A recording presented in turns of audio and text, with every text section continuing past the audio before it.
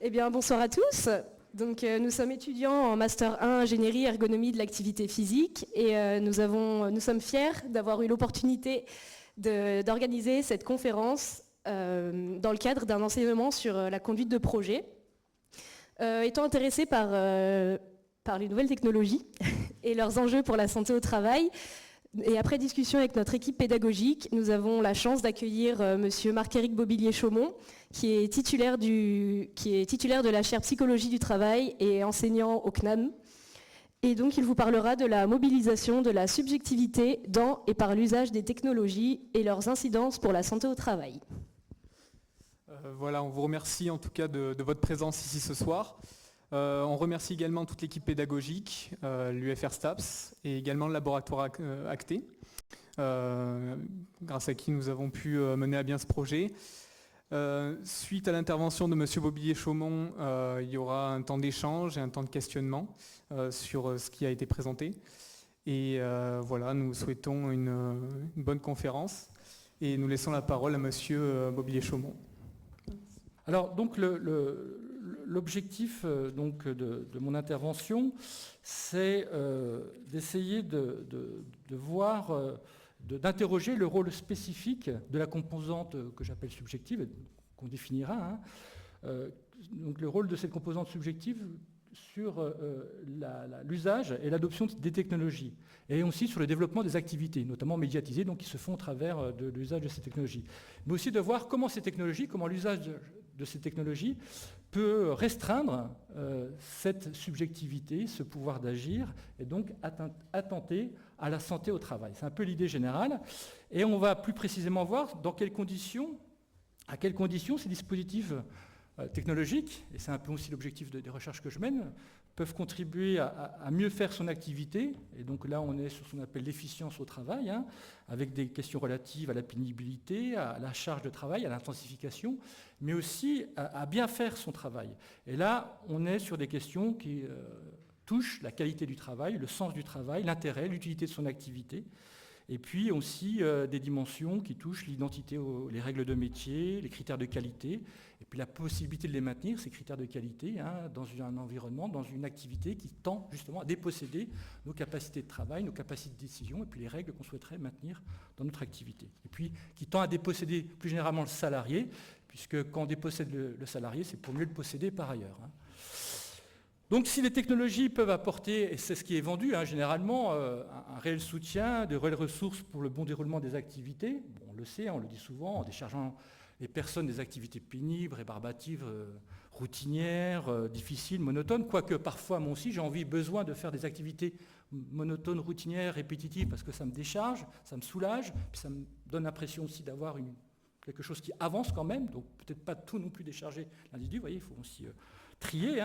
Eh bien, on sait que ces mêmes outils, ils peuvent aussi se révéler extrêmement délétères pour la santé des salariés, en altérant les conditions d'exercice du travail et en s'appropriant surtout le cœur du métier, celui qui a du sens et qui donne du sens au travail que fait l'individu. Et l'idée, c'est pas que l'individu est fragile, mais c'est qu'il est fragilisé par des conditions de travail inappropriées, et dans les conditions de travail, c'est justement ces technologies qui vont le fragiliser. Voilà. Et donc, dans cette perspective, et je serai amené à le redire aussi, il ne s'agit pas seulement de voir la technologie comme un simple outil au service de la tâche. Alors quand je parle de tâche, je parle à un public de connaisseurs. Donc cette tâche qui est pensée, prévue, déterminée par des services de méthode, par une organisation, par une idéologie aussi qu'il faut appliquer. Et souvent, effectivement, la technologie est vue comme le relais de la technostructure, qui marche très bien, puisque ça impose des normes, ça reprend en main le travail qui échappe à l'organisation. Donc on ne voit pas cette technologie comme finalement le simple outil au service de cette tâche, mais on fait en sorte que cette technologie devienne un partenaire, le véritable partenaire de l'individu en activité, et qu'elle soit un instrument d'expression, de valorisation, de transformation d'activité, qui puisse agir sur son environnement, et qu'elle participe aussi au renouvellement, à la revitalisation, à la revalorisation aussi de ce métier, grâce à l'outil. Donc là, c'est un outil qu'on pourrait qualifier, j'y reviendrai aussi, d'habilitant, de capacitant. Donc il n'y a pas seulement ce que l'on fait avec la technologie qui compte, il y a aussi ce que l'on devient par son usage. C'est-à-dire comment on se construit, comment on se transforme, favorablement ou défavorablement, au contact de ces nouveaux dispositifs qui vont exiger ou qui vont permettre d'autres façons de faire, d'autres façons de penser, d'autres manières d'organiser son travail. Ça donne des possibilités ou ça empêche des possibilités ou ça contraint. Et donc du coup, effectivement, vis-à-vis de ça, je peux être plus ou moins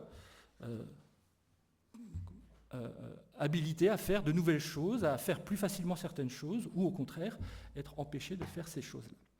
Donc ces technologies sont autant une condition de réalisation du travail qu'un facteur de développement de l'activité du métier et de construction aussi de l'identité et de l'individu au travail, à condition bien évidemment, et c'est notre rôle ici dans cette salle, que ces technologies aient bien été conçues et que leurs conditions d'appropriation et d'acceptation aient bien été pensées au préalable. Donc là, je dirais, il y a un aspect où on est sur une optique de conception, d'intégration, et puis il y a une deuxième vision que j'essaie de développer aussi dans mes travaux, notamment par l'acceptation située des technologies, qui s'intègre dans ce que je pourrais appeler, puisque vous savez qu'au CNAM de Paris, il y a l'école de pensée de la clinique du travail et de la clinique de l'activité en particulier, dans ce que j'appelle moi une sorte de clinique de l'usage, on regarde aussi comment la technologie n'est pas seulement une finalité de réalisation, mais ça peut être un moyen pour agir sur le travail. Ce n'est pas simplement une finalité pour réaliser une transformation ou une opération sur le travail, mais c'est un moyen aussi pour repenser l'activité. C'est-à-dire que ça peut être un objet, la technologie ou le projet technologique, un objet médiateur, un moyen de mettre le travail au débat. Celui que l'on fait, celui que l'on souhaiterait faire, avec ou sans ces dispositifs d'ailleurs, ou bien celui que l'on fait mal ou que l'on n'arrive plus à faire du fait de ces dispositifs. Pourquoi je dis ça ? Parce que on voit que sur la technologie, quand on met en place une technologie, quand on met en place un projet technologique, tout de suite, il y a une réaction de la part des personnes. Ça cristallise des réactions. Souvent, ça déclenche des problématiques, mais souvent, ça révèle ou ça amplifie des dysfonctionnements qui existaient avant l'arrivée de la technologie. Des problèmes de collaboration, des problèmes de charge de travail, des problèmes de pénibilité, des problèmes de management à distance, des problèmes d'articulation vie au travail hors travail, des problèmes d'indicateurs, de reporting, etc. Et la technologie va venir remettre du sel sur des plaies qui existaient. Et du coup, ce qui est intéressant, c'est que finalement, au travers de l'objet technique, ça permet aussi de désindividualiser, de dépersonnaliser, de dépersonnifier les problématiques qui ne portent plus sur les sujets, mais sur les conditions d'exercice possibles ou impossibles du travail. Déjà, donc, au travers du projet technologique, c'est déjà de parler du travail qui se fait, pour après penser effectivement au projet technologique lui-même, mais déjà voir si ça fonctionne bien ou pas. Et moi, ce que je dis souvent, c'est un peu mon dada, je dis s'il faut partir, et là c'est la perspective en ergonomie, de l'activité pour penser et concevoir les technologies, on peut, et là c'est la perspective que j'essaie de défendre, partir des technologies pour repenser l'activité, repenser au sens du terme, repenser en termes d'améliorer, mais repenser REPAN-SER, c'est-à-dire soigner, corriger le travail qui va mal. Et je vais prendre un exemple. On a travaillé sur la mise en place de dispositifs de télésurveillance, enfin de téléassistance, pas de surveillance, c'est très connoté, téléassistance de personnes très âgées au domicile avec des systèmes d'intelligence artificielle qui détectent automatiquement les chutes et qui préviennent les secours. J'y reviendrai dans une vidéo que je vous montrerai. Eh bien, déjà, c'est se mettre autour de la table pour savoir c'est quoi la prise en charge d'une personne âgée au domicile, par les différents acteurs du domicile. Par la famille, par les aidants, par les professionnels, comment ça se passe. Et au travers de ce projet, c'est de savoir si déjà on ne peut pas améliorer la prise en charge, et après penser la place de l'objet technique dans cette configuration qui est améliorée, pour trouver sa juste utilité. Mais grâce à ça, on peut rediscuter. Et souvent dans le travail, c'est aussi ça. Le projet va venir un petit peu, et il y a une attention, il y a une vigilance portée à l'activité qui se fait. Voilà. Donc c'est là-dessus que je vais essayer d'orienter mon débat et mes réflexions. Alors, la présentation que je vous présente tiendra en trois niveaux d'analyse, 3 dimensions. La première, c'est brosser rapidement un peu le contexte socio-technique, ce que je fais généralement toujours, pour voir d'où on parle, de quoi on parle, justement sur les technologies émergentes, et les questions que ça nous pose, nous, aussi intervenants en sciences humaines et sociales, sur le rôle, la fonction, l'usage et les incidences de ces technologies d'un point de vue individuel, organisationnel, de l'activité également, et puis discuter justement de ce rapport entre subjectivité, individu et activité, et puis brosser un petit peu ce que j'entends derrière par notre intervention en clinique de l'usage. Voilà. Alors, d'abord, sur ce contexte socio-technique, je crois qu'on est tous d'accord pour dire que les changements actuels sont caractérisés par la diversité, la rapidité, la régularité, voire même une certaine brutalité de toutes ces innovations techniques qui touchent tous les domaines et les secteurs de notre vie. Je ne veux pas rentrer dans le détail, mais vous les voyez, on en oublie encore. Donc vivre et travailler aujourd'hui, c'est plus vivre comme avant, c'est-à-dire avec l'ordinateur en plus, à côté de nous, c'est vivre dans l'univers des technologies avec lesquelles il faut apprendre à composer et à s'organiser. Du coup, la technologie n'est plus un simple outil au service de l'activité, mais c'est toute l'activité elle-même qui se trouve intriquée, qui se trouve articulée, qui se trouve redéfinie autour de ces technologies et avec des ajustements majeurs sur la manière dont je dois envisager ma vie, mes activités, mes liens, mes relations, et voire même mes compétences. Et du coup, dans ces contextes hyper médiatisés, et je pense qu'il va encore s'accroître dans les années à venir, la question, ce n'est pas seulement d'imaginer ce que peuvent faire encore de mieux les technologies, ce n'est pas notre rôle, en tout cas, d'autres le font, et ils sont dans le techno-push, ils balancent les technologies pour que derrière, ils puissent espérer une réappropriation. Donc ce n'est pas imaginer ce que peuvent faire encore de mieux les technologies, mais plutôt nous, en tout cas moi c'est ce que j'essaie de faire, c'est s'interroger pour savoir ce que nous pouvons faire de mieux avec l'aide de ces systèmes, c'est-à-dire quels services ces outils doivent-ils nous rendre pour nous permettre de mieux travailler, de mieux nous accomplir professionnellement et subjectivement dans l'activité pour trouver un sens dans ce que l'on fait. Et justement, dans ces contributions de ces technologies, on peut identifier trois rôles, trois grands rôles, trois grandes contributions, qui sont plus ou moins favorables, plus ou moins bénéfiques selon la manière dont elles ont été conçues, accompagnées, elles ont été pensées, comme je l'évoquais. Soit des technologies qu'on peut qualifier de supplétives, d'habilitantes ou de capacitantes, c'est-à-dire des technologies qui vont effectivement améliorer, qui vont renforcer, qui vont augmenter les capacités des individus afin d'optimiser leurs actions. Ce sont de véritables partenaires dans l'activité, dans le travail, qui nous permettent de faire plus et mieux. Je parle de l'idée d'efficience et de sens, c'est toujours l'idée par rapport à ces deux notions-là, avec ces technologies que sans elles. C'est-à-dire qu'on a un pouvoir d'agir, des capacités d'action, d'imagination plus importantes grâce à ces outils que sans elles. On peut faire plus de choses, on a un rayonnement d'action plus important, on peut intervenir sur des choses qui étaient inaccessibles auparavant.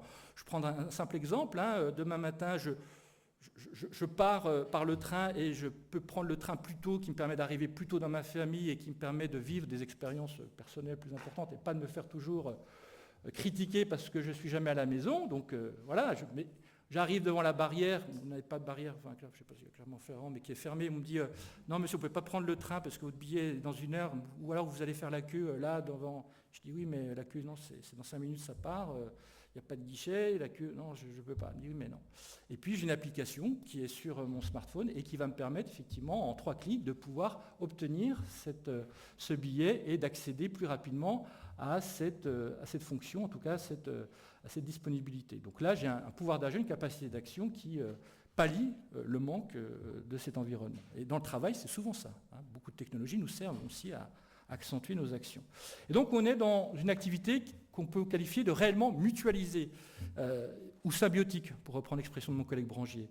C'est-à-dire que c'est une activité où on fait ensemble, avec la technologie, comme c'est pensé avec les cobots, ces fameux robots collaboratifs. C'est-à-dire qu'on partage l'activité, on partage les ressources, mais aussi les bénéfices du travail, quelque part. Et c'est une relation qui s'avère mutuellement profitable, cette symbiose entre l'homme et la machine, quelque part.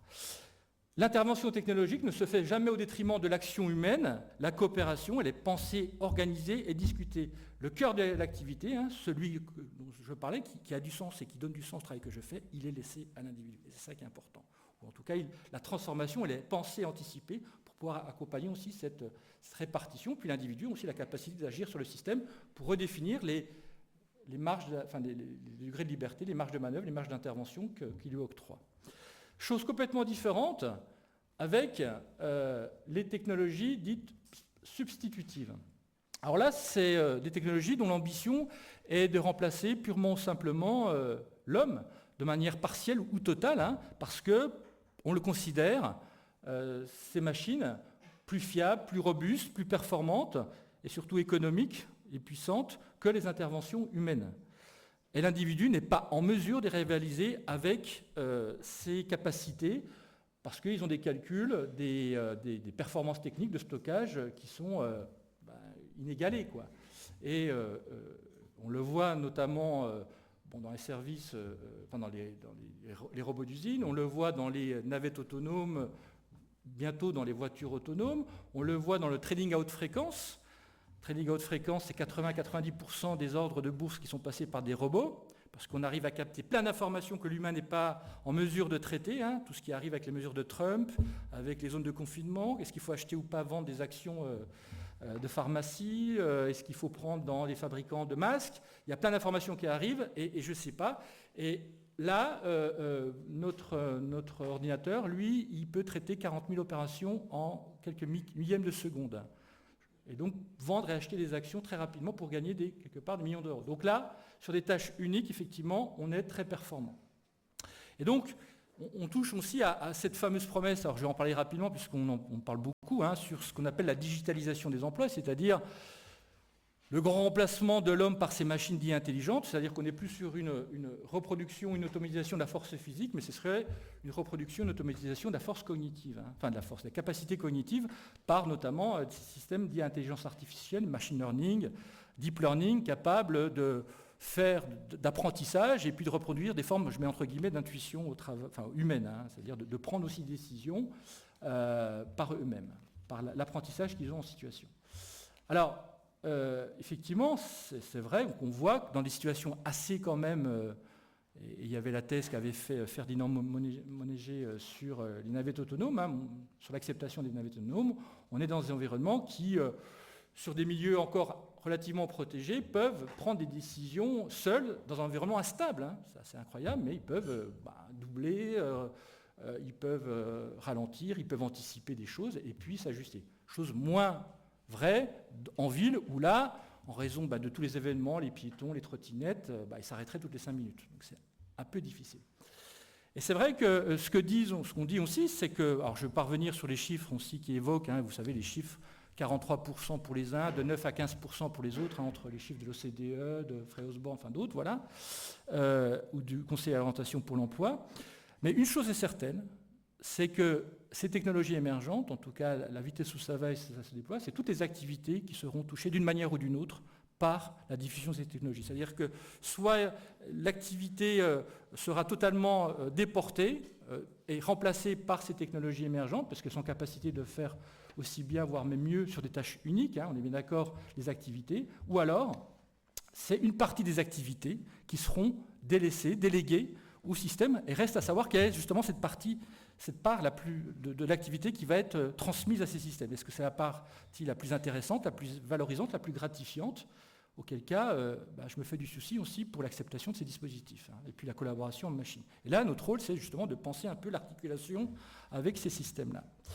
Et dans les approches, dans cette digitalisation, on parle de polarisation des emplois, puisque finalement, les emplois les plus touchés, c'est ceux qui seraient dans des emplois qui, justement, manipulent des informations, des données, et qui ont des tâches cognitives, routinières, répétitives, standardisées. Alors, on parle des comptables, on parle des conseillers clientèle dans les banques. Là, c'est une réalité, hein, 40 000 emplois qui vont être d'ici 2022, supprimés en Europe, dans les banques, avec des fermetures d'agences. Pourquoi? Parce que toutes ces activités, on l'a vu, sont automatisées. Hein. Goldman Sachs, c'était 600 traders, ils sont à 6 traders actuellement. Par contre, ils embauchent des data scientists, ils embauchent, et là, on est dans cette polarisation, puisque effectivement, toutes ces activités intermédiaires peuvent être automatisées. Par contre, tous ceux qui participent à la création, au développement de ces systèmes, là, sont massivement recrutés, ou toute activité qui nécessiterait une intelligence humaine, une intelligence sociale, créatrice,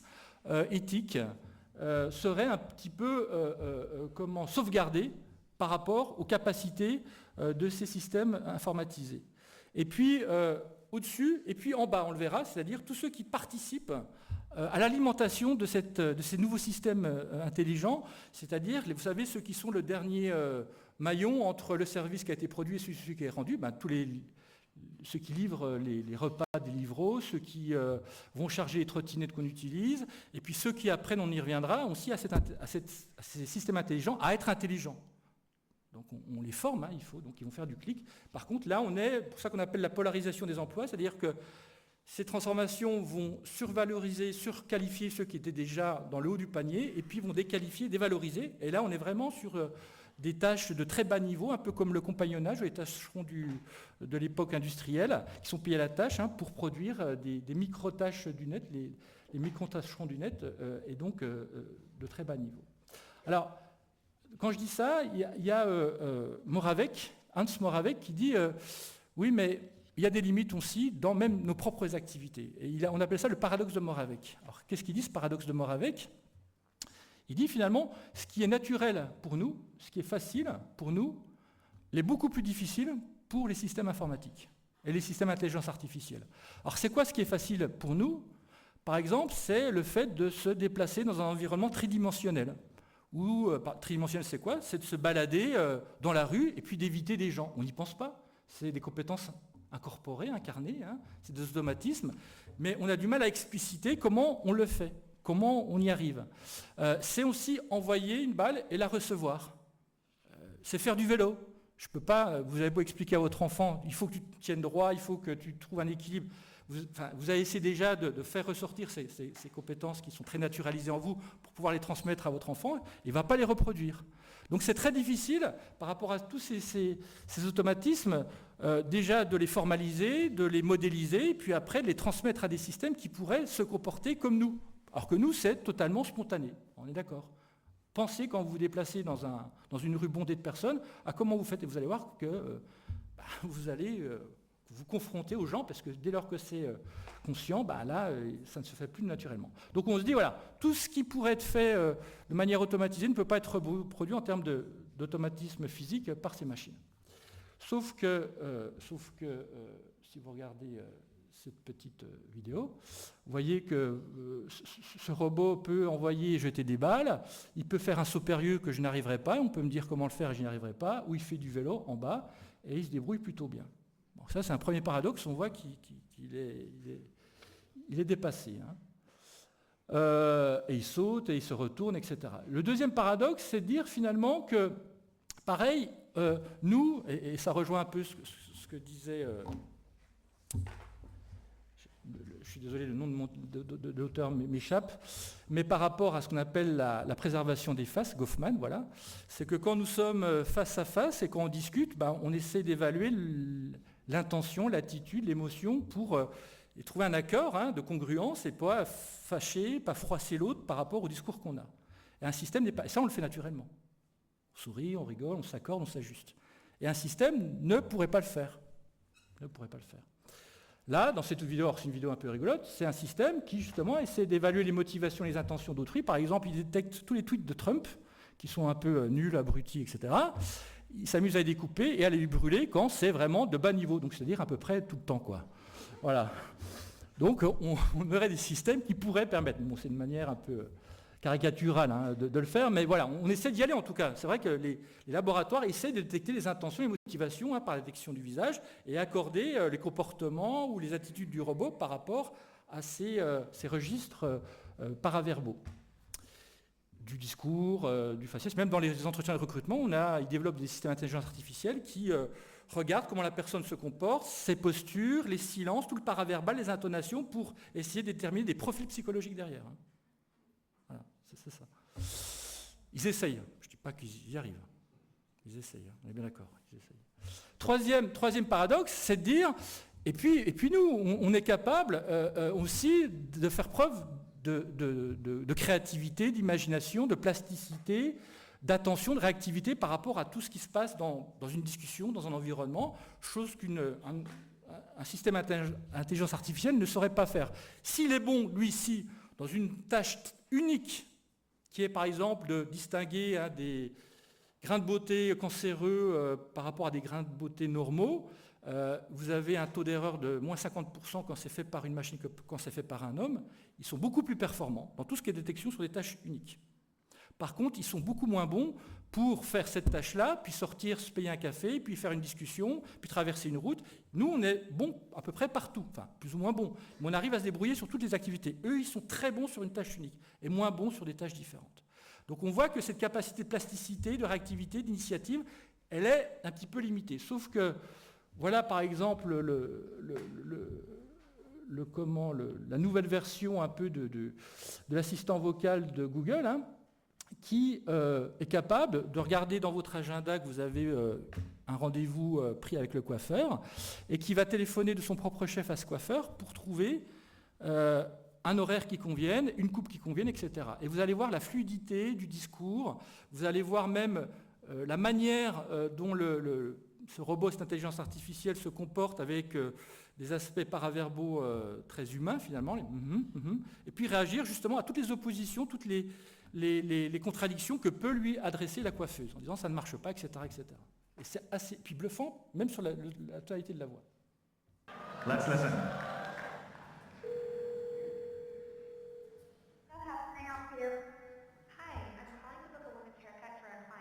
Donc, ça c'est le robot.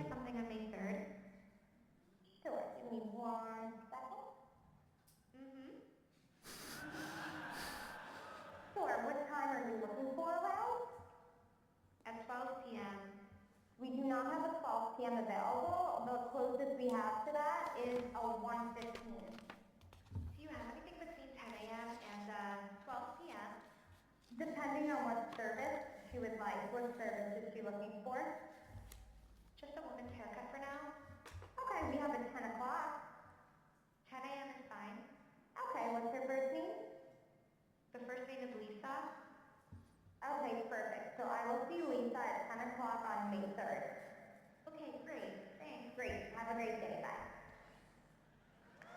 Voilà. Et donc, vous voyez que par rapport... Alors, c'est une réservation dans un salon de coiffeur. Ils l'ont fait aussi dans un restaurant où c'était aussi trouver les plats, la place, les horaires, qui étaient un peu plus compliqués. Mais pareil, ce système s'est bien débrouillé. Après, il serait beaucoup moins performant s'il devait, encore une fois, faire un cours ou parler de manière naturelle avec quelqu'un. Mais là, vous voyez que c'est quand même assez bluffant dans la manière où il arrive à réagir et à s'ajuster à toutes les interrogations ou les interpellations de notre destinataire. Et donc, c'est assez bluffant. Troisième type de technologie, c'est les technologies dites palliatives. Et là, les technologies palliatives, eh bien, comme son nom l'indique, elles ont pour but de compenser, de pallier, de combler un déficit ou une fragilité d'un individu qui peut subvenir pour différentes raisons. C'est un handicap inné, c'est un handicap acquis par des accidents de la vie ou des accidents du travail. Ça peut être aussi la longévité professionnelle, l'usure prématurée liée au travail, on connaît aussi, et puis des difficultés naturelles aussi liées à l'âge. Bref, tout ça fait qu'on équipe la personne pour lui permettre de maintenir son activité malgré les dégradations et déficiences. Donc on est plutôt sur une vocation palliative, mais ça peut être aussi une visée préventive lorsque on outille des personnes par des exosquelettes mécaniques ou robotisés afin de les soulager dans des tâches répétitives ou sollicitant les membres supérieurs, et donc avant de prévenir un peu les dégradations physiques. Alors là, c'est pareil, se pose la question pourquoi et à quoi ça sert ça ? Parce que ces systèmes peuvent être utilisés comme des sortes de pis-aller, en fait, qui évitent à l'entreprise de s'interroger sur les causes réelles, socio-organisationnelles, des défaillances des salariés. Au pire, l'entreprise peut même décider d'augmenter les cadences parce que l'outil a de quoi tenir face aux exigences de l'activité. Dit autrement, on leur donne les moyens de tenir alors que les cadences de travail restent les mêmes et les exigences de travail sont toujours aussi intenables et insoutenables. Et en proposant ces prothèses technologiques, on individualise aussi la problématique et on évite de porter la critique sur l'organisation du travail qui sollicite l'individu de manière inappropriée, excessive ou insuffisante. Donc là, vous voyez, c'est aussi l'idée de pouvoir équiper l'individu face à des exigences bien trop importantes et de personnifier en fait les défaillances du salarié, et d'équiper pour qu'il reste. Et puis il y a un deuxième souci aussi, c'est que avec Fabien, on appartenait à un conseil, un comité de scientifiques à l'ANR qui était sur l'usine du futur, et on discutait avec des roboticiens qui justement développaient les exosquelettes robotisés là, et on disait mais il faut bien voir que ces exosquelettes robotisés, c'est pas des squelettes qui s'adaptent à la cadence de la personne, c'est plutôt la personne qui doit s'adapter au rythme du système et donc réfréner son geste. Et donc on sait ce que c'est un geste empêché, c'est ce qui déploie aussi des TMS. Donc du coup on a des systèmes qui peuvent accentuer aussi les troubles musculo-squelettiques. Puis troisième chose, j'avais fait une conférence à Nantes avec des collègues qui déployaient des robots, enfin des exosquelettes dans des entreprises. C'était des fabricants de bateaux et puis d'avions. Et ils disaient finalement, c'est pour ça qu'on a une vision globale de la mise en place de ces dispositifs techniques. Leur acceptation, c'est aussi de voir les retentissements, pas seulement sur l'utilisateur lui-même, mais dans l'écosystème l'organisation, c'est-à-dire de voir comment ce système va aussi affecter le travail des autres. Et quand il disait on met un exosquelette en place, on voit que la durée du travail de quelqu'un qui peint en hauteur, qui va faire des rivets avec une grosse machine et le système va venir les soulager, c'est peut-être 2 heures de la journée. Donc il va s'arnacher d'un exosquelette, mais il ne va pas s'arnacher tout seul. Pour faire cette opération, il faut 2 autres personnes qui viennent l'aider. C'est-à-dire 2 autres personnes qui arrêtent leur activité pour venir l'entraider. Donc il faut déjà que la collaboration soit bonne, et puis aussi que l'organisation soit faite de telle sorte qu'on leur donne les moyens d'arrêter leur travail pour les aider. Et si ce n'est pas fait, les gens remettent ça de côté, quoi. Donc vous voyez, ça pose aussi plein d'autres problèmes entre ce qui était prévu et la réalité de ce qui se passe. Voilà. Alors, par rapport à l'intégration des technologies, et je terminerai avec le contexte sociotechnique, on peut voir aussi 2 grandes dynamiques par rapport à la mise en place de ces outils. Soit au mieux, on est sur ce qu'on appelle les transferts d'apprentissage et d'usage avec des technologies incrémentales, itératives, c'est-à-dire que globalement, on va regarder, et c'est ce qu'on essaie de faire, que les technologies qu'on va choisir par rapport à la situation initiale, l'activité, les pratiques, les compétences, ne soient pas si éloignées de la situation finale en termes de technologie qu'on va leur donner pour pouvoir permettre à des personnes de transférer une partie de leur usage et leur pratique dans ce nouvel environnement sociotechnique. Et comme ça, on crée un climat de confiance, de sécurité, et puis ils vont pouvoir se concentrer sur des apprentissages réellement nouveaux et puis transmettre de ce qui était un peu, je dirais, équivalent, quoi. Exemple, on va vous travaillez beaucoup en réunion, vous faites beaucoup de prises de notes, on vous dit il faut un logiciel de prise de notes, et dans la suite Pack Office, vous avez le logiciel OneNote. Bon. Eh bien, le logiciel OneNote, vous allez l'acquérir et vous allez voir que cette interface présente une certaine équivalence avec ce que vous connaissez sur Word, sur Excel, sur PowerPoint. Donc déjà, vous pouvez transférer des chaînes d'usage, d'utilisation de l'application qui sont un peu identiques, et vous concentrer, ce qui vous rassure, et vous consacrer aussi à l'apprentissage de ce qui est réellement nouveau, c'est-à-dire l'organisation des nodes, leur positionnement, leur hiérarchisation, etc. Donc là, c'est quelque chose qui est plutôt favorable à l'appropriation, à l'acceptation des technologies, parce qu'il y a une continuité, quelque part, d'usage et d'activité. Par contre, ce qui est beaucoup plus problématique, et ce à quoi on est confronté actuellement, c'est plutôt des technologies disruptives, où là, effectivement, il y a une rupture d'usage entre la technologie utilisée avant et celle qu'on nous impose après, et qui remettent en cause l'expérience utilisateur et qui peuvent mettre aussi les salariés en situation d'échec en rendant plus difficile la réalisation de leur activité. Parce que changer d'outil, ça oblige bien souvent pas seulement à revoir ses logiques de fonctionnement, ses logiques d'usage, mais beaucoup plus généralement à revoir toutes ces façons de penser, d'organiser, de collaborer ou encore de coordonner son travail. Parce que les pratiques professionnelles, le métier est de plus en plus lié à l'usage de la technologie. Pour bien exercer son métier, il faut bien savoir utiliser l'outil, c'est ça. Les contrôleurs de gestion, les informaticiens, les gestionnaires, les administratifs, les conseillers clientèle, les ingénieurs, l'exercice du métier passe par la maîtrise de l'outil. Si vous changez d'outil, vous changez complètement, vous changez totalement les façons d'envisager le travail, de réfléchir à ce travail, de se représenter le travail, de modéliser le travail, de collaborer dans le travail. Tout est transformé. Et les problèmes que ça pose, et nous on l'a vu dans les recherches qu'on avait menées notamment pour l'APEC, pour l'Agence pour l'emploi des cadres, pour voir un peu justement comment les technologies transformaient le métier des cadres et exigeaient d'autres compétences, d'autres savoirs, c'est que justement, ce n'est pas seulement l'arrivée d'une technologie qui pose ce problème qu'on pourrait qualifier d'obsolescence des compétences ou de caducité des compétences et du savoir-faire, mais c'est la régularité. C'est la vague d'outils qui vient remettre, qui vient déstabiliser, qui vient désagréger toutes les compétences et tous les savoir-faire et tous les usages qu'on avait développés sur un outil.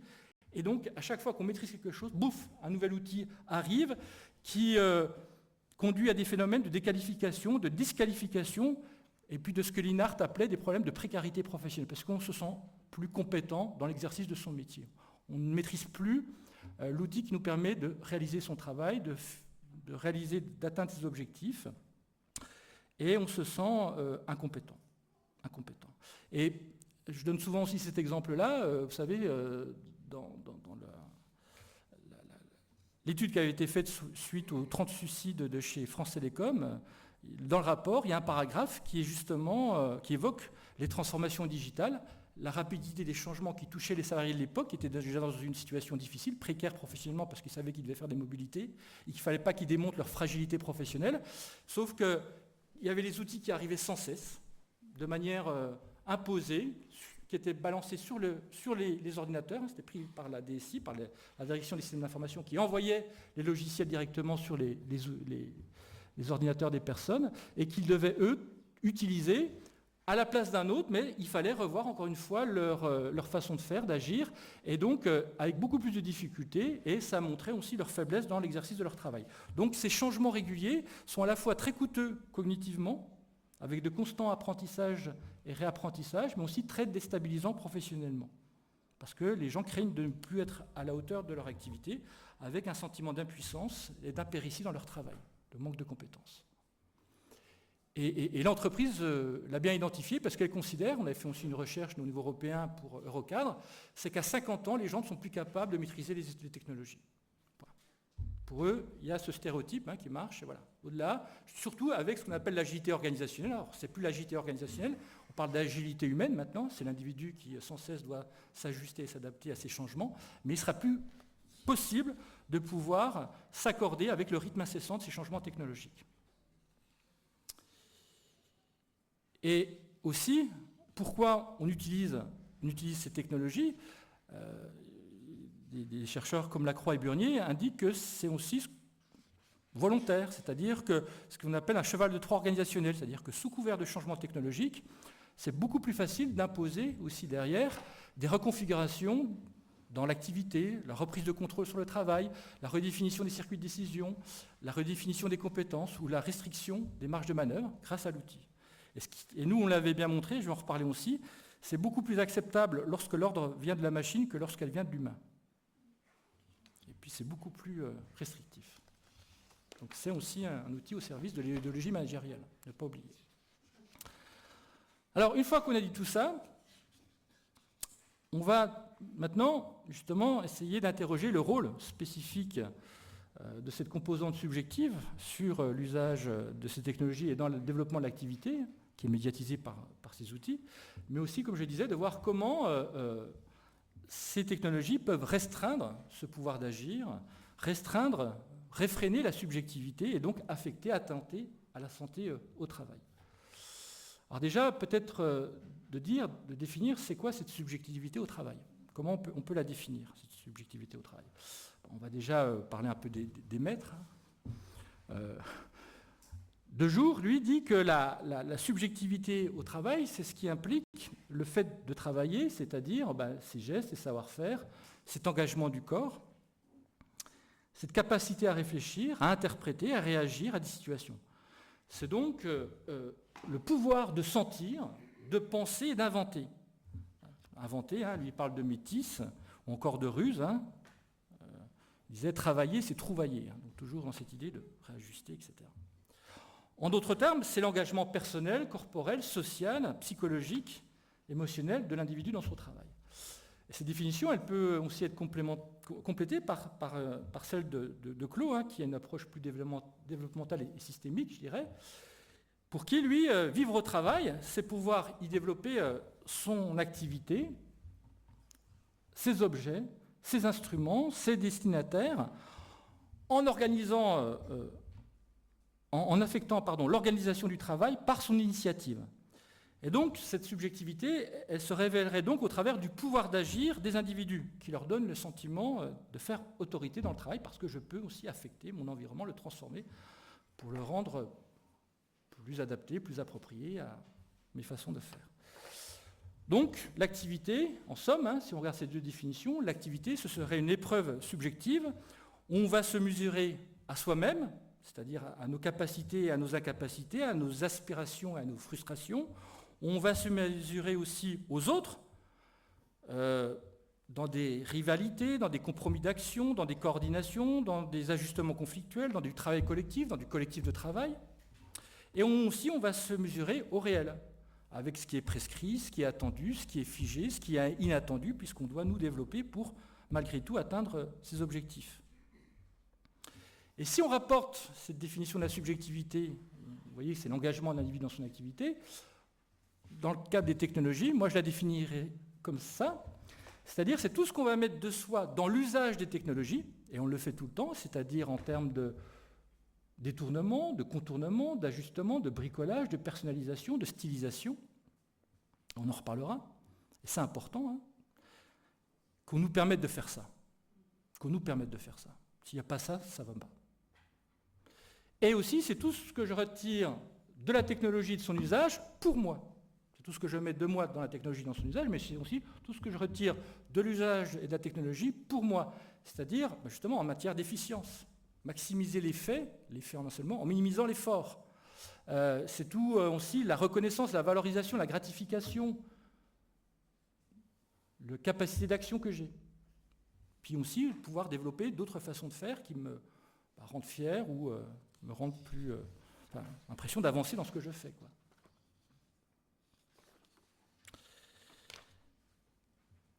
Et donc, comme je disais, si on va le voir, la subjectivité peut être considérée comme une ressource dans l'usage des technologies, dans le développement de l'activité et le bien-être des individus. On va aussi voir que ces technologies peuvent donc affecter cette subjectivité. Alors, première chose, le rôle de la subjectivité dans l'usage de la technologie. Pour moi, comme je l'ai un petit peu dit tout à l'heure, la possibilité d'exprimer ces subjectivités, c'est vraiment un élément essentiel, c'est une condition essentielle de l'appropriation et de l'acceptation des technologies. C'est clair.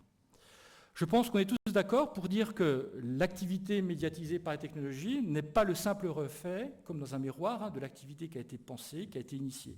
Elle est autre chose, elle est plus ou elle est moins, mais elle est différente du fait de l'usage même de ces artefacts technologiques qui vont réclamer, comme le montrait Rabardel ou Norman, hein, d'autres façons de penser, de faire ou d'organiser le travail. Du fait, utiliser une technologie, ça impose de se soumettre aux fonctions et aux règles d'usage du dispositif. Il faut ainsi se conformer aux instructions, aux procédures, aux guides utilisateurs, développer des schèmes d'usage idoines, appropriés. Ainsi, entrer dans le système technique suppose donc, et on l'a tous vécu, hein, de renoncer, au moins temporairement, à une part de soi, de sa subjectivité, de ce qu'on voudrait faire, de ce qu'on voudrait réaliser. Pour autant, l'usage s'affirme aussi comme une puissance de transformation de soi et de l'objet technique. C'est ce qu'on appelle l'appropriation. C'est-à-dire que dans l'utilisation du dispositif, il va y avoir aussi un peu cette dualité, cette conflictualité, cette articulation entre la technologie et l'individu, où il y a ces ajustements mutuels dans l'usage et dans le développement de l'individu. En effet, dans notre relation à la technologie, on ne fait pas qu'utiliser le système, on va vivre une expérience singulière avec un dispositif qui nous marque. C'est ce que Rabardel appelle l'instrumentation, c'est-à-dire qu'on va développer ou adapter nos schèmes d'usage, d'utilisation de l'outil, acquérir des logiques de fonctionnement particulières pour manipuler le système. Et donc ça va nous permettre de nous développer. Regardez, quand vous utilisez un clavier AZERTY, puis un clavier QWERTY. Vous voyez que ça bute, donc vous êtes obligé de modifier votre schème d'usage, ou quand vous passez de PC à Mac. Il y a des blocages qui se font, avec des routines. Et donc vous êtes obligé de vous adapter pour pouvoir développer les bons schèmes d'usage ou adapter ces schèmes d'usage qui peuvent aussi être des schèmes professionnels, puisque derrière, il y a aussi des compétences qui vont se développer. Mais aussi dans cette relation, on va également, pas seulement nous transformer, nous, par rapport aux exigences de ces systèmes, mais on va aussi transformer l'objet pour y incorporer sa propre marque, notre façon de faire. C'est ce qu'on appelle l'instrumentalisation. Rabardel appelle ça l'instrumentalisation. C'est-à-dire qu'on va personnaliser l'interface, on va marquer cette interface de nos propres façons de faire. Hein. C'est vos routines, par exemple. Moi, je mets des commandes rapides, je mets une organisation de fichiers avec laquelle j'ai l'habitude de travailler, quoi. Dans chaque ordinateur, je transfère. C'est plus facile. Donc, dans ce cadre, le processus d'appropriation relève d'un processus de stylisation de la technologie, dans la mesure où le sujet doit faire sien, en le retouchant, en le ramenant à soi, un artefact technologique qui ne vient pas de nous, mais souvent qui a été imposé ou pensé par des techniciens, des concepteurs, ou qui a été choisi par l'organisation avec des produits sur étagère. Et ce processus d'appropriation, Et il est très important parce qu'il va permettre de transformer un artefact qui est neutre, qui est anodin, en un instrument de l'activité et au service de l'activité. C'est-à-dire un instrument qui a du sens pour l'individu, car ayant une finalité, une fonction pour l'action humaine. Du coup, vous voyez qu'on accepte une technologie, on accepte finalement que ce dans quoi on peut se reconnaître. Et c'est l'appropriation qui va permettre effectivement de pouvoir ramener cette technologie à soi. Mais encore faut-il, et ça je disais tout à l'heure, que cette technologie nous permette de nous l'approprier. C'est-à-dire qu'elle soit souple, flexible, plastique, pour justement permettre à l'individu de jouer avec elle et de l'ajuster soit par rapport à sa manière de faire, d'agir, de penser, mais aussi à tous les aléas, toutes les circonstances, tous les imprévus de l'activité. Si elle est figée, si elle est cristallisée, si elle est standardisée, eh bien, on ne pourra pas jouer sur cette appropriation, on ne pourra pas exprimer sa subjectivité, et donc on ne pourra pas accepter cette technologie. C'est Akrish qui disait l'adapter, c'est l'adopter. Adapter une technologie, c'est l'adopter. Où il y avait encore le collègue Béguin qui disait aussi sans invention, il n'y a pas d'outil, sans réinvention, il n'y a pas d'usage. On réinvente toujours les outils pour pouvoir effectivement leur donner une finalité dans l'action ou dans l'activité dans laquelle on se trouve. Et on le voit quand je parlais de souplesse et de flexibilité de l'outil. Là, c'est par exemple un outil qui n'est pas acceptable par une personne qui n'en veut pas, sauf qu'elle est suffisamment flexible, souple, pour que la personne puisse justement projeter un usage qui n'était pas prévu auparavant, donc ce qu'on appelle une catachèse, pour le transformer et le rendre efficace et utile et par rapport aux finalités qu'il a dans l'action.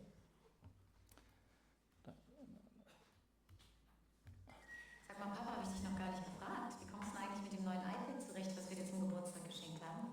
Gut. Mit den ganzen Apps kommst du klar? Was denn für Apps? Geh mal bitte. Vous voyez que l'iPad, c'est un iPad. Il n'avait pas un usage, en tout cas pour une fonction de communication. Par contre, par rapport à son besoin et à cette utilisation-là, il y a un sens et une finalité. Et donc c'est acceptable, parce qu'il peut se l'approprier. Voilà. Une deuxième fonction ou contribution de la subjectivité, c'est le rôle qu'elle a dans le développement de l'activité, donc qui est médiatisé par les technologies. Comme j'ai dit au préambule de cette présentation, le travail, ce n'est pas seulement ce qui se fait, ce qui est à faire, c'est aussi la manière de le faire, et par là même la manière de se construire et de se développer et d'en être fier. En effet, dans notre rapport aux technologies, il n'y a pas seulement, je le disais, ce que l'on fait avec l'outil, mais il y a aussi ce que l'on devient par son usage. Et donc, ces technologies sont autant une condition de réalisation du travail qu'un facteur de développement de l'activité et du métier, et de la construction aussi psychosociale de l'individu au travail. Et c'est ce qu'évoque aussi une chercheuse comme Friedrich, qui parle d'une fonction médiatisée et médiatisante des technologies, c'est-à-dire médiatisée où la technologie va nous permettre d'agir sur notre environnement, mais médiatisante où elle est tournée vers nous, où elle nous permet de nous développer, de nous remettre en question, de développer des facilités, etc. Et pour illustrer ce point de vue, je vais m'appuyer sur l'usage des objets connectés, ce qu'on appelle aussi l'Internet of Things, donc les objets communicants aussi, qui se déploient non seulement dans l'environnement socio-domestique, mais aussi en entreprise, et notamment dans l'usine du futur, sur laquelle je reviendrai tout à l'heure. Et je pense, moi, que ces artefacts technologiques vont justement affecter notre subjectivité, c'est-à-dire transformer le rapport que nous avons avec nous-mêmes, en modifiant le regard, en modifiant le jugement que nous portons sur nos actes, en changeant la manière dont chacun se perçoit et se considère. Et en cela, ça va changer le regard que nous avons sur nous-mêmes par l'intermédiaire de ces technologies, ces fonctions médiatisantes, pas médiatiques, le regard qu'on a sur nous-mêmes par l'intermédiaire des technologies. Cela peut altérer, atteindre notre subjectivité, notre identité, notre estime de soi et donc aussi notre bien-être au travail. Donc je rappelle brièvement ce que c'est un objet connecté. C'est des objets qui sont bardés de capteurs et qui sont capables, plus ou moins, d'agir seuls, sans commande ni action de votre part, pour répondre aux besoins de l'individu ou pour l'informer ou lui donner diverses informations. Et puis dans certains cas, ils peuvent même anticiper nos attentes avant même que nous ayons eu à les formuler. Ils ont des routines, ils voient, puis ils savent qu'à un certain moment, on a besoin de telle ou telle chose. Et ces systèmes, ces objets connectés, vont ainsi donner de la visibilité et de la transparence aux aspects les plus intimes et cachés de notre vie. Ils nous tiennent informés constamment sur nos capacités ou incapacités, ils vont diagnostiquer nos faiblesses et lacunes, et ils vont prodiguer des conseils pour améliorer notre efficacité, notre performance dans les diverses tâches que nous entreprenons. Et dans cet univers hyper connecté, donc l'individu se confronte à un monde intégralement contrôlé et assimilé à soi, qui mesure ses consommations, par exemple cette fourchette intelligente qui vibre si on mange trop vite, qui quantifie ses performances, la fameuse montre connectée qui mesure le nombre de pas ou la qualité de votre sommeil, et qui évalue les risques, comme l'écran intelligent qui vous rappelle que vous êtes trop bas ou trop haut et qui se réajuste par rapport à votre position, le miroir persuasif, qui, grâce aux objets connectés qui sont répandus dans le frigo ou dans l'immeuble d'alimentation, va vous dire, va faire votre courbe de poids par rapport à tout ce que vous allez manger, l'ouverture du frigo. Et puis si vous n'avez pas compris, il vous présente votre visage qui est déformé dans 6 mois ou 1 an, si vous maintenez un peu ce rythme d'alimentation. Ou la détection de chute. C'est donc un monde sur mesure qui me renseigne constamment sur ce que je suis par ce que je fais ou je ne fais pas, ou pas assez bien ou trop mal. Et aussi sur ce que je devrais faire pour être ce que l'on souhaiterait que je sois. Et je vais donner 2 exemples pour illustrer ces propos. Dans les entreprises, on trouve cette logique avec ce qu'on appelle les technologies nudge ou persuasives qui cherchent à influencer et à orienter les comportements professionnels vers des bonnes pratiques saines et efficientes. Et donc ça, c'est l'exemple d'un projet européen qui heureusement n'a pas eu lieu. Et donc on nous avait sollicité pour pouvoir réfléchir à un environnement connecté du bureau professionnel qui informait et renseignait le salarié sur la sédentarité professionnelle. Vous savez que la sédentarité professionnelle, le fait de rester 8h30 par jour au bureau, est responsable d'une mortalité très importante, supérieure à celle liée à la consommation de cigarettes, et qui génère un taux élevé de maladies cardiovasculaires, de cancer et d'autres troubles physiques. Et pour lutter contre ces dégradations, il avait été imaginé de faire de l'espace de travail un bureau connecté, de façon à connaître les positions, les déplacements ou la stabilité de la personne et de lui rappeler qu'il était soit mal positionné, soit toutes les 1h30 de descendre des escaliers pour aller fumer sa cigarette, ce qui est plus peut-être sain que de rester 8 heures par jour, ou en tout cas de rester et de partir ailleurs. Donc on voit effectivement ces environnements, alors là c'est d'autres solutions, je les ai prises, qui sont proposées par les entreprises pour lutter contre cette sédentarité, avec bien sûr d'autres dimensions à critiquer et à discuter. Et puis, dans l'usine du futur, on a aussi ces chaînes connectées, cette usine où tout le processus de travail est connecté pour évaluer en permanence non seulement la quantité, mais la qualité du travail qui est produit, pour mesurer les écarts, pour voir quel est le boulon qui est trop serré ou pas assez serré, et pour faire non seulement de la maintenance corrective, mais même de la maintenance prédictive, parce qu'il y a tellement de données qui sont produites, des millions de données sur tout ce qui est fait, visible ou invisible, que ces systèmes vont générer, vont même anticiper les erreurs et instruire les mesures correctives à réaliser afin de prévenir les erreurs, voilà, et de commettre l'irréparable au travail. Donc ce monde hyper connecté présente un horizon totalisant, car si la technologie est un bon serviteur, elle s'avère être un piètre et dangereux maître. Et alors on est dans un paradoxe. Car si d'une part, cet artifice technologique donne à l'individu l'impression d'une plus grande maîtrise, d'un meilleur contrôle de soi, de sa vie, de sa santé, c'est vrai que je n'ai pas marché assez, je n'ai pas fait un bon sommeil, je n'ai pas assez serré le boulon, je reste trop longtemps au travail, on est dans un effet de flow, on est sur notre ordinateur, et on dit « Ah, déjà cette heure-ci, puis j'ai une mauvaise posture ». Donc tout ça nous donne l'impression de reprendre le contrôle sur notre vie, dans une sorte aussi de quête de l'excellence et d'un hygiénisme permanent.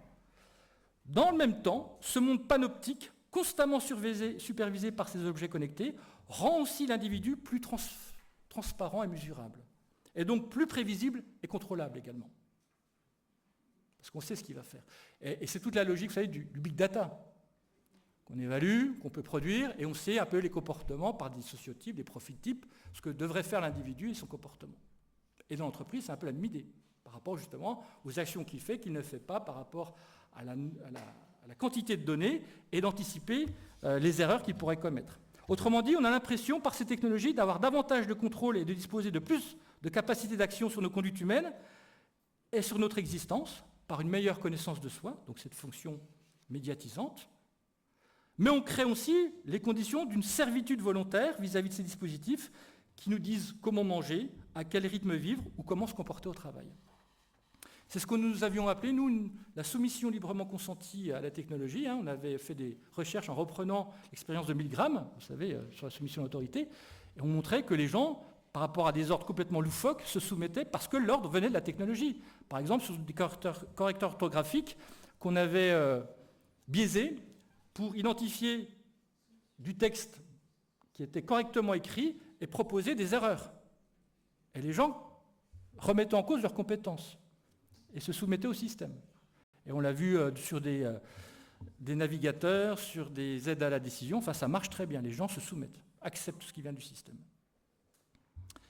Le risque est alors que l'individu se retrouve plongé dans une sorte d'ivresse narcissique, dans une quête de perfection, de dépassement de soi permanent, qui consiste à s'évaluer, à s'apprécier, à s'améliorer soi-même chaque jour et à chaque instant, partout et pour tout. Et donc on est dans ce que moi j'appellerais une prescription de la subjectivité, où l'individu serait en quelque sorte condamné à se dépasser, ce qui peut se révéler extrêmement délétère, comme vous pouvez l'imaginer. Et De Gaulle et Jacques, je trouve dépeignaient déjà assez bien ça en 2012, disait « L'objectif de réussite est alors sans fin et n'offre aucun repos ni répit. La culture de l'anxiété devient la norme, peur de ne jamais en faire assez, de ne jamais être à la hauteur, de ne pas remplir les objectifs, d'être mis sur la touche. Le sujet est alors constamment renvoyé à ses carences et au besoin d'optimiser ses propres ressources pour être à la hauteur de ce qu'on attend de lui, en tout cas de ce que le système lui renvoie de ce qu'il devrait être finalement. Et ces systèmes présupposent aussi, et là on est dans une gestion, dans un management humain, et ça touche un peu tous les niveaux, que réclame l'individu aussi, ça va aussi, il répond aux aspirations naturelles de l'individu, c'est pour ça que c'est dangereux. Ces systèmes présupposent que l'individu se sent tout le temps et partout responsable de ce qu'il fait. Une enquête d'autonomie et de responsabilisation. C'est-à-dire tout le temps responsable de ce qu'il fait, c'est-à-dire notion de responsabilité, mais aussi de tout ce qui lui arrive. Et c'est le principe de responsabilisation. Donc je suis partout et pour tout responsable, de ce que je fais ou de ce qui m'arrive. Et la responsabilité, c'est aussi un mécanisme d'inscription subjective de la domination. Parce que du coup, il faut aussi qu'on s'en remette à quelqu'un ou à quelque chose pour savoir ce que l'on fait, si ça correspond à des demandes, à des attentes. Et donc on agit aussi en attente d'une norme, d'une procédure et d'une règle. Parce qu'on est un peu... Et dans l'entreprise, le problème, c'est que la concurrence déjà qui existe avec l'autre, on le sait, qui casse les collectifs de travail avec les fameux indicateurs de performance, les fameux reporting, où on se compare, on se confronte, on se met en concurrence les uns les autres. Eh bien, cette concurrence avec l'autre, elle peut aussi se doubler d'une compétition avec soi-même. Parce que chaque jour, on nous dit ce qu'on a fait, ou ce qu'on n'a pas assez bien fait, ou ce qu'on devrait faire. Et donc on essaye d'atteindre aussi ces finalités qui nous sont données, et être à chaque fois meilleur, plus efficace et plus performant. Et donc ça, c'est bien sûr extrêmement néfaste et mortifère. Enfin, dernière contribution, le rôle de la subjectivité pour la santé au travail. Parce qu'elle est aussi, elle peut être un facteur de bien-être dans ces environnements dématérialisés, cette subjectivité, mais quand on l'empêche, c'est un facteur effectivement de mal-être au travail, cette subjectivité. On l'a dit, la subjectivité, ça correspond à l'engagement personnel du sujet dans l'activité. Et cela fait aussi référence au coût que cet investissement peut représenter. Ainsi, dans des contextes de forte mutation technologique, au changement dans la manière d'agir, on l'a dit, façon de collaborer, d'organiser, de faire son travail, correspondent aussi des changements dans la manière de subir, et qui vont se formuler au travers de nouvelles exigences ou astreintes ou pathologies d'ordre cognitif, psychique ou social. Et dans cet engagement subjectif, le rapport aux technologies ne peut donc se réduire à une logique purement instrumentale d'utilisation de l'outil. Pourquoi ? Parce que il y a certes l'ergonomie, ce que je veux dire.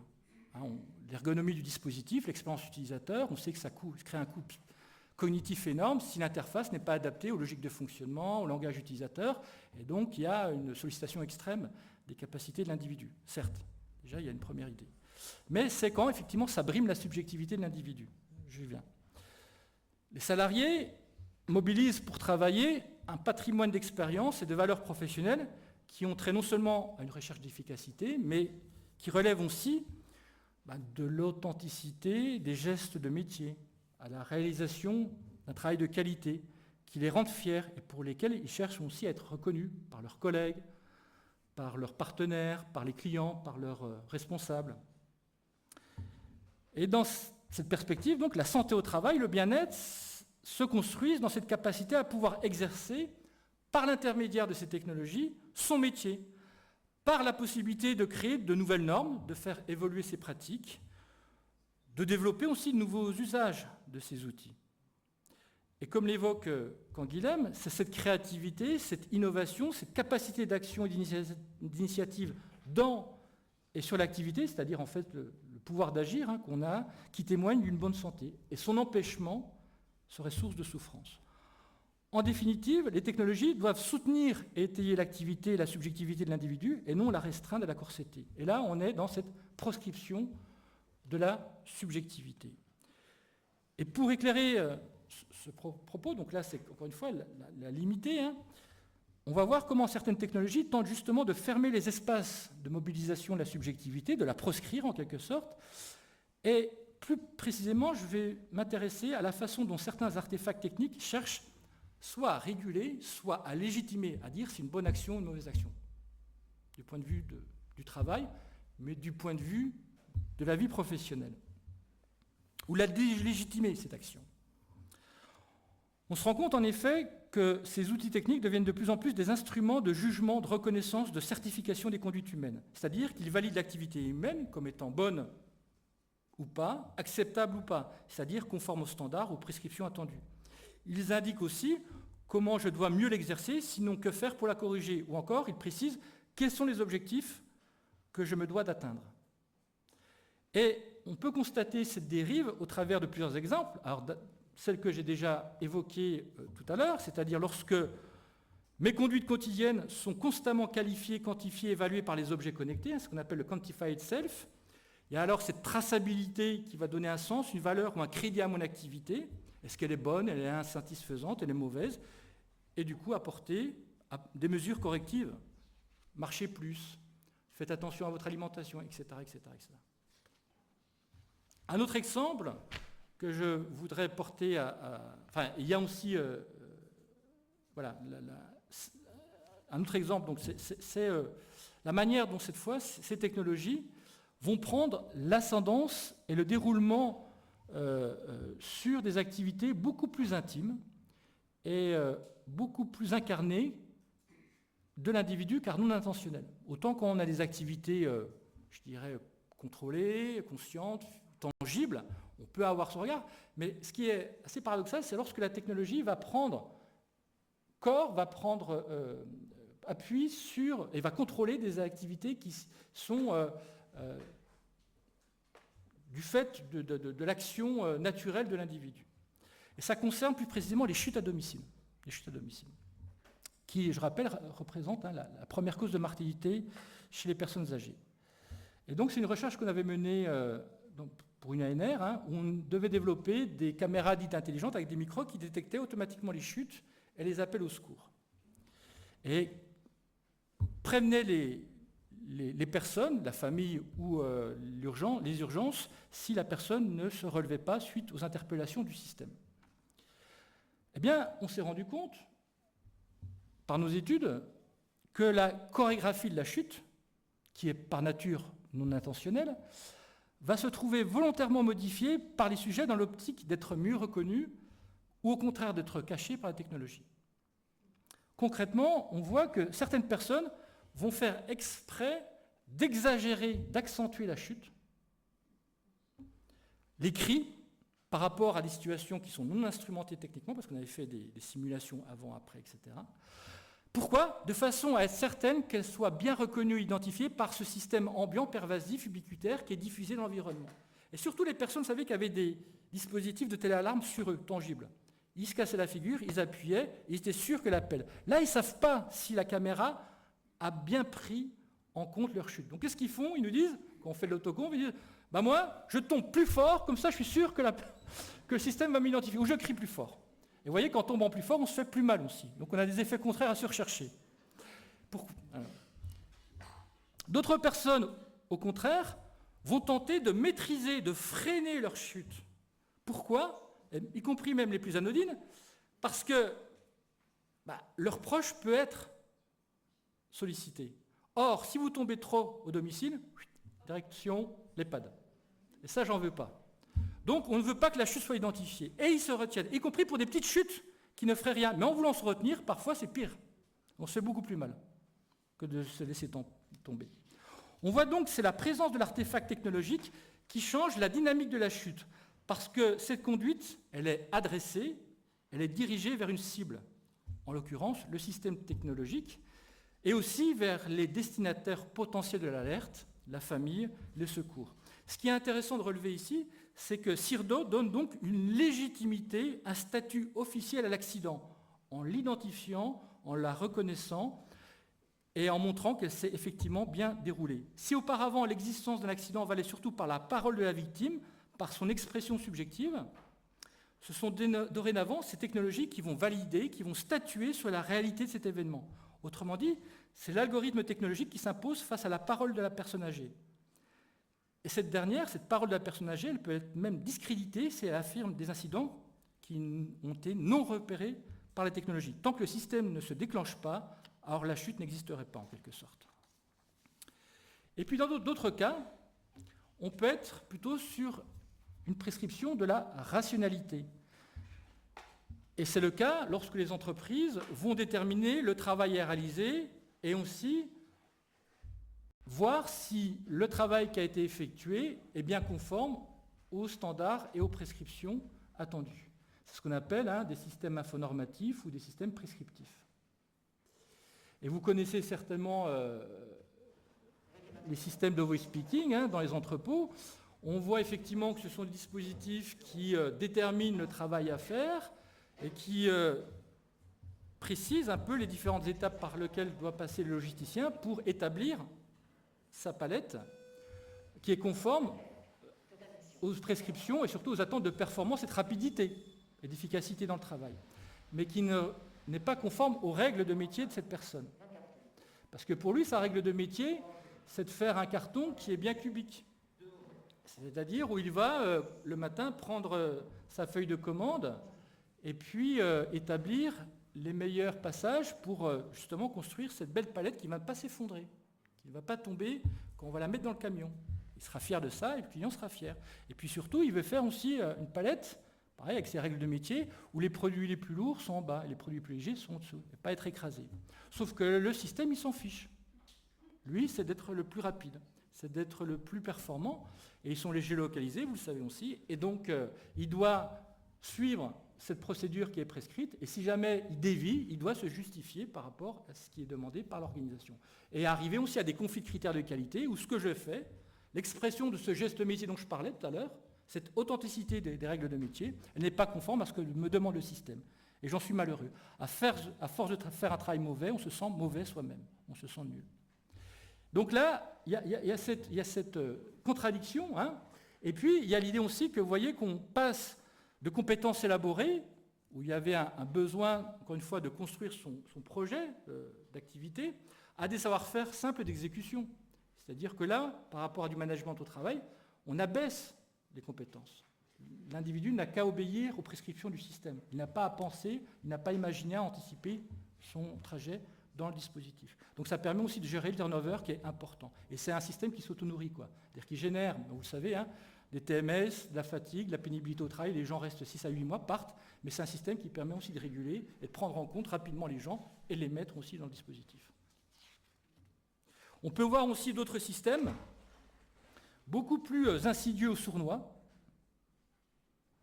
comme le knowledge management ou les réseaux sociaux numériques d'entreprise. C'est un peu la même idée, mais c'est beaucoup plus surprenant. Pourquoi? Parce qu'ils vont égrener, distiller les bonnes pratiques à reproduire, mais qu'on peut, nous, voir comme de nouvelles prescriptions implicites, et que les salariés vont appliquer dans leur travail.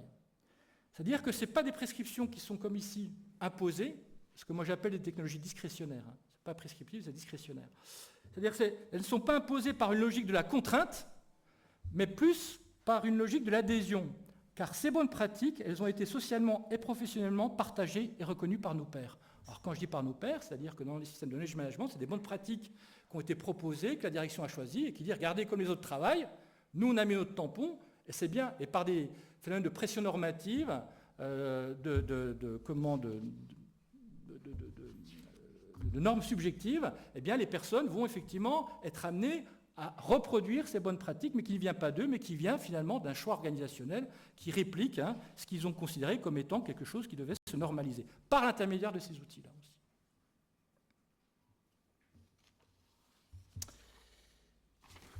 Et je vais terminer, parce que je vois que mes collègues... On voit donc au travers de ces exemples comment les technologies, dans ces formes les plus extrêmes, peuvent participer à des formes de censure de l'activité, censure au deux sens du terme. Le premier, c'est le littéral, censure, qui consiste à la privation d'initiative, d'expression et d'action de l'individu dans son activité. Et là, on est clairement dans l'amputation du pouvoir d'agir, avec des systèmes prescriptifs qui, comme on l'a vu, régulent et contrôlent à l'extrême l'activité, avec un déni de l'action humaine, comme on l'a vu par exemple dans les voice speaking. Et puis l'autre, plus imagé, qui reprend la terminologie de Bernard Noël dans son ouvrage L'outrage au mot, et qui nomme censure, S-E-S-U-R-E, et qui relève cette fois de la perte de sens et de signification de cette activité pour l'individu. Parce que tout simplement, celle-ci n'a pas d'existence sans la reconnaissance du système technique qui lui donne sa valeur, sa crédibilité, sa légitimité sociale ou sa validité professionnelle. On est alors dans un déni de la subjectivité. Et donc, en conclusion, vers ce que j'appelais cette clinique d'usage, donc comment peut-on intégrer cette subjectivité dans le développement et le déploiement des technologies? Une technologie devient subjectivement acceptable du point de vue de l'activité quand on peut, on l'a dit, agir sur elle pour la transformer et se l'approprier, et que quand elle agit favorablement et durablement sur nous, notre activité et le système social dans lequel nous œuvrons, quand elle permet de créer entre les choses des liens qui ne viendraient pas sans nous, c'est ce que disait Canguilhem, sentiment, grâce à la technologie, d'être toujours acteur dans le système duquel on dépend et dans lequel on agit, pour transformer, pour improviser, pour développer, pour imaginer aussi, et ajuster cet environnement. C'est le maintien du pouvoir d'agir. Quand les transformations à l'œuvre font écho à ce que nous sommes, à ce que nous faisons, à ce que nous efforçons de construire quotidiennement dans notre travail, quand elle soutient ces technologies et l'activité et accompagne son développement, et celui de l'individu, notion d'efficience, quand elle permet aussi d'accomplir un bon travail, et de nous accomplir dans ce travail, c'est cette idée de sens du travail. Et puis enfin, on l'a dit aussi au tout début, il y a vraiment l'idée qu'il y a, au-delà de la conception, mais aussi un espace de délibération autour du travail qui va se faire, qui doit se faire, ou qui se faisait déjà avant les technologies, pour après penser la place de la technologie dans cet environnement-là. Voilà, je vous remercie.